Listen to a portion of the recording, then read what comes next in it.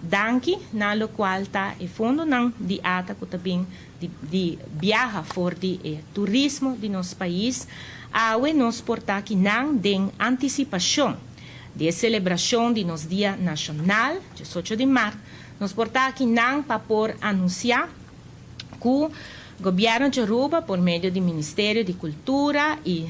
do Departamento de Cultura, está organizando uma parada nacional de luz.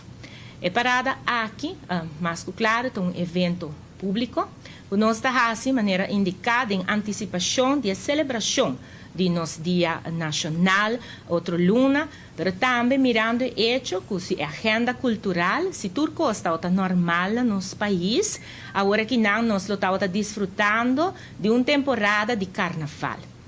Mirando o hecho aqui não e também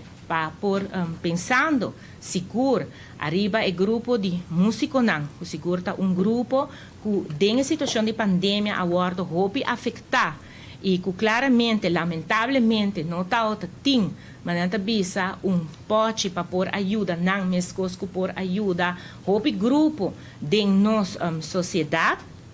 e também seguro que mirando que para 2 anos largo e aqui também carnaval no portuma lugar qual está uma exposição muito importante de cultura de nosso país, mas também para turismo